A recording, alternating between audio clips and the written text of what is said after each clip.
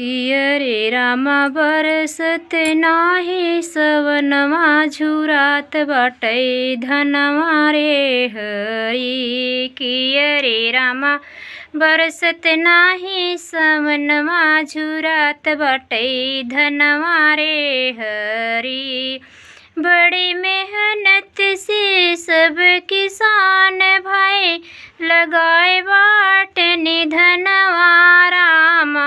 बड़े ही मेहनत से सब हो किसान भाई लगाए बाट निधनवा रामा। अरे रामा बरसत नाही वा सवनवा झुरात बाटै धनवा रे हरी। कियरे रामा बरसत नाही सवनवा झुरात बाटै धनवा रे हरी। बिना बरखा बीतल आषाढ़ बीता हो जात सवनवा रामा।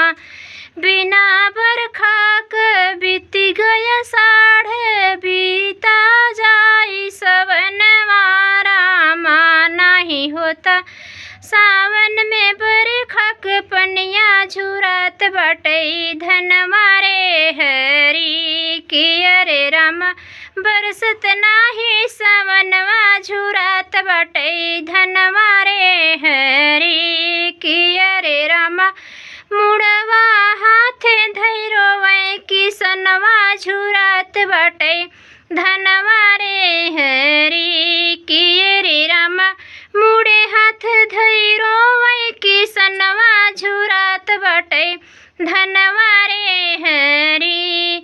बड़ी मेहनत से लगाए है धनवा रामा।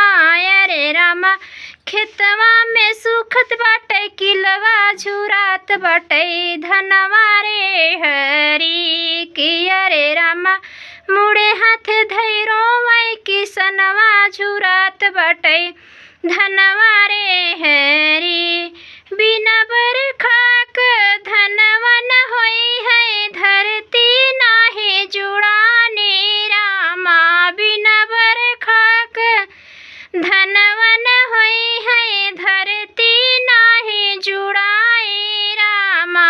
अरे रामा सावन में चुवै पसीनवा बरसन सवनवा रे हरी। कियरे रामा सावन में चुवै पसीनवा झुरात बाटै धनवा रे हरी। कियरे रामा बरसत न बाटै सवनवा झुरात बाटै धनवा रे हरी।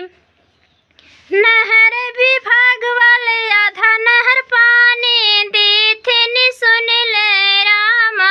अरे रामा आधा नहर देथिन पानी किहे के बाद करे मोह जवानी रे हरी। कियरे रामा बोले के बाद करे मोह जवानी की देथे आधा नहर पानी रे हरी। कियरे रामा खेतवा में झुरात बाटै धनवा की रोवत है की सनवा रे हरी। कियरे रामा खेतवा में झुरात बाटै धनवा की रोवत है की सनवा रे हरी।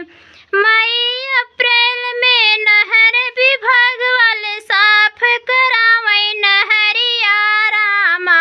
मई अप्रैल में नहर विभाग वाले साफ करावै नहरिया रामा। अरे रामा करत सफाई जुलाई में देथी आधा नहर पनिया रे हरी। कियरे रामा करत सफाई जुलाई में की देथी आधा नहर पनिया रे हरी। कियरे रामा खेतवा में सुखात बाटै धनवा की बरसत नाही पनिया रे हरी। कियरे रामा रोवत बाटे किसनवा झुरात बाटै धनवा रे हरी। कियरे रामा बरसत नाही बापनिया झुरात बाटै धनवा रे हरी। झुरात बाटै धनवा रे हरी। भैया बरखा के ऊपर गाना बनाए हैं। हमार कजरी कैसे लगी फुल वॉच देखा जाइए। आप सबके अच्छा लगे तो कमेंट में लिख के बताइए, लाइक करिए, शेयर करिए। यहाँ साल भैया बरखा होत नहीं बाटे और धान लगा है खेते में, ऐसे सुखाने बिना लगाए रही नहीं जात भैया। और धान लगी गवा बा खेते में, सब ऐसे धान सुखात बाटे, देख के आँखी में आंसू आवत बा। सोचो किसानों के ऊपर का गुजरत हुए, जौन की पैसा रखी के खाई नहीं सकत में। अगर किसान उपज अगर धान गेहूँ और हर चीज़ अगर किसान ना उपजवार बाटे तो बड़े बड़े करोड़पति लखपति खाई नहीं सकते। अनाज जब तक किसान के यहाँ से न जाए तब तक क्यों खाए नहीं सकता। आप सब धन्यवाद। कैसा अच्छा लगा कमेंट में लिख के बताना, लाइक करना, शेयर करना, सब्सक्राइब करना। हर हर महादेव।